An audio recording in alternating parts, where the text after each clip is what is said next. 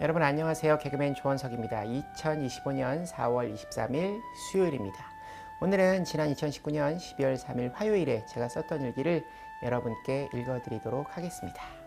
2019년 12월 3일 화요일, 오랜만에 일기를 쓴다. 그래서 할 말이 많다. 몇 가지 해결된 고민과 지난 11월 30일부터 12월 1일까지의 일을 기록하려고 한다. 30일 대전에서 행사를 무사히 마치고 목포로 바로 이동을 했다. 목포 숙소에 도착을 하니 거의 밤 12시가 되어 있었다. 서둘러 씻고 잠자리에 들었다. 8시쯤 기상을 해서 아침을 먹고 준비를 하고 목포 성문교회로 간증을 위해 이동을 했다. 꽤 많은 비가 내려서 내심 새 생명 초청의 날 예배에 많은 분들이 안 오시면 어쩌나 걱정을 했다. 하지만 이내 그 걱정이 어쩌면 나를 높이려는 마음일 수 있다는 생각이 들었다. 그냥 하나님이 주신 환경에서 내가 할 수 있는 최선의 방법으로 하나님을 증거하면 된다는 생각을 주셨다. 많은 분들이 모이신 가운데 하나님을 열심히 증거했다. 그리고 성문교회의 권용식 목사님과 장로님 여러분들과 함께 인사를 나누고 서울로 출발을 했다. 오는 길에 평소 회를 좋아하는 작은 누나를 위해 회를 포장해서 집으로 출발했다.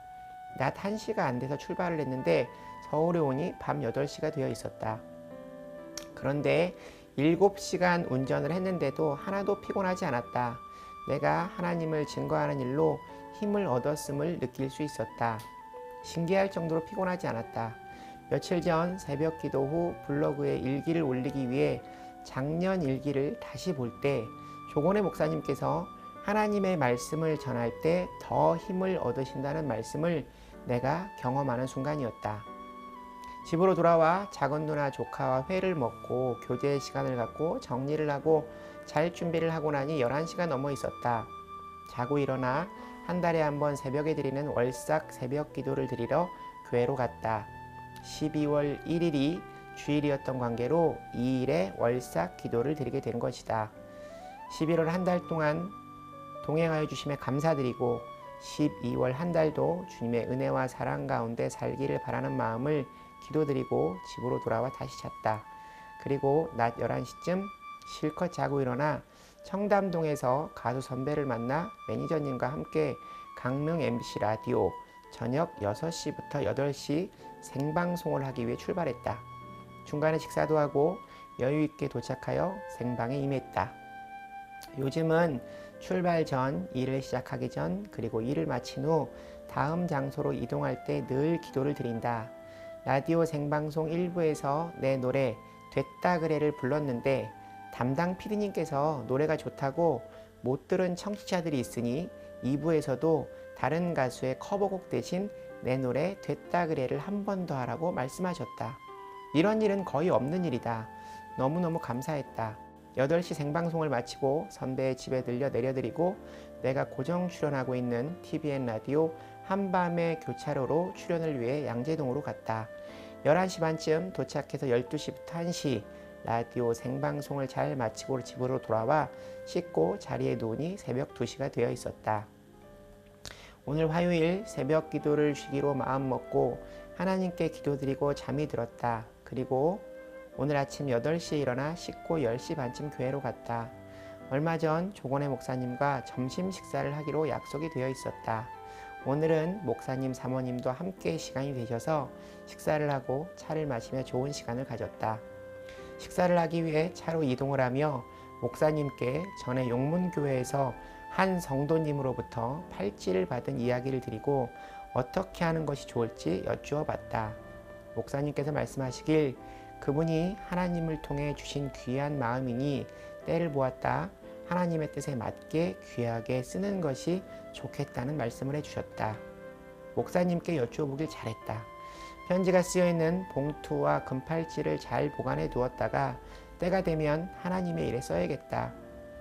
어제 12월 2일 월삭기도 말씀을 정리해야겠다. 조건의 목사님께서 주신 하나님의 말씀은 시편 130편 5절부터 8절 말씀이다. 제목은 기다림의 축복이다. 한국인의 큰 단점 중 하나가 급하다는 것이다. 우리는 속도전 속에 살고 있다. 조급증으로 기다림의 아름다움이 사라진다. 기독교인도 기다림을 잊고 산다. 우리는 기다림과 인내를 배워야 한다. 미래학자 엘빈 토플러는 이제 세상에는 강자와 약자 대신 빠른 자와 느린 자로 나뉠 것이다. 빠른 자는 승리하고 느린 자는 패배할 것이다 라고 말했다. 기다림은 자연의 법칙이며 하나님의 법칙이다. 성숙은 기다림을 통해 이루어진다. 기다림은 약속에서 근거하며 믿음으로 시작된다. 아브라함은 기다리지 못함으로 이삭을 낳기 전 이스마엘을 여종의 몸에서 얻음으로 기독교와 이슬람이라는 인류의 다툼을 만들었다. 독버섯은 6시간 만에 자란다고 한다. 그러나 참나무는 6년이 걸리고 건실한 참나무로 자라는데 무려 100년의 세월이 걸린다고 한다. 100년의 세월 동안 천둥 번개의 고통의 시간을 이겨내는 것이다. 인생은 기다림의 삶이다. 잘 기다리는 자가 승리한다. 모든 것은 기다림에서 온다. 하루하루가 기다림의 연속이다. 기다림은 우리의 삶을 버티게 하는 버팀목이다. 기다림이 없다면 그것은 절망이다. 기다림은 소망이라는 말과 짝을 이룬다. 5절 말씀, 나 곧 내 영혼은 여호와를 기다리며 나는 주의 말씀을 바라는도다. 주님의 말씀을 바라며 하나님을 기다려야 한다. 요한복음 17장 말씀 중에서 예수님께서 제자들에게 주시는 마지막 기도 17절 말씀에 그들을 진리로 거룩하게 하옵소서. 아버지의 말씀은 진리니이다 라고 기록하고 있다. 피난과 포로 생활로 힘들어하던 이스라엘 백성들은 하나님을 기다린다고 고백하고 있다. 그렇다면 우리는 하나님을 어떤 자세로 기다려야 하는가? 그 답은 6절 말씀에 나와 있다. 파수꾼이 아침을 기다림보다 내 영혼이 주를 더 기다리나니 참으로 파수꾼이 아침을 기다림보다 더하도다.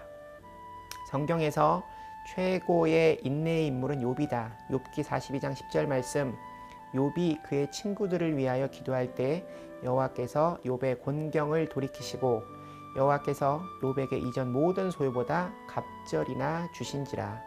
신학자 앤드류 머레이는 하나님은 지체하실 때마다 우리에게 갑절의 축복을 주신다는 것을 믿으라 라고 말했다. 노아는 120년 동안 방주를 만들었고 모세는 지도자로 쓰임받기까지 40년을 기다렸고 요셉은 애굽의 총리가 되기까지 13년이 걸렸고 야곱은 21년 만에 고향으로 돌아왔고 다윗은 왕이 된 후 7년 만에 통일 이스라엘을 이룬다. 이교도와 향락에 빠져 살던 성 어거스틴은 그의 어머니 모니카 여사의 기도 덕분에 하나님을 만날 수 있었다. 그의 어머니는 그와 함께 고향으로 돌아가다 돌아가신다. 그는 자신의 어머니를 눈물로 기다리는 분이라고 말하며 이런 고백을 한다. 하나님, 제가 하나님이 사람이 된 것은 하나님 아버지께서 저에게 이런 어머니를 주셨기 때문입니다. 그의 어머니는 그를 위해 30년 기도를 하셨다고 한다.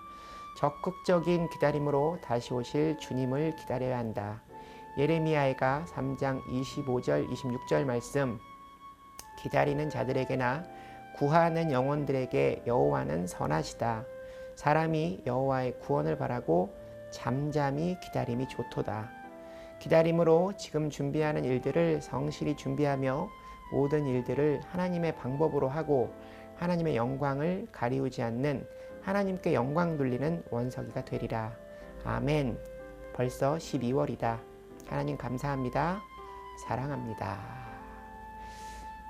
오늘 말씀 중 기다림의 시간을 잘 버텨 하나님의 사람으로 쓰임받았던 믿음의 조상들의 이야기가 큰 은혜가 되어 다시 한번 가슴에 새겨봅니다. 노아는 120년 동안 방주를 만들었고 모세는 지도자로 쓰임받기까지 40년을 기다렸고 요셉은 애굽의 총리가 되기까지 13년이 걸렸고 야곱은 21년 만에 고향으로 돌아왔고 다윗은 왕이 된 후 7년 만에 통일 이스라엘을 이룬다. 저 역시 기다림을 소망으로 그 시간을 기도와 말씀으로 잘 채워가며 살아가는 원석이가 되기를 바랍니다. 오늘 일기는 여기까지입니다. 여러분, 오늘 하루도 주님과 함께 동행하는 행복한 하루 되시기 바랍니다. 슈브 여러분 주님께 돌아오세요.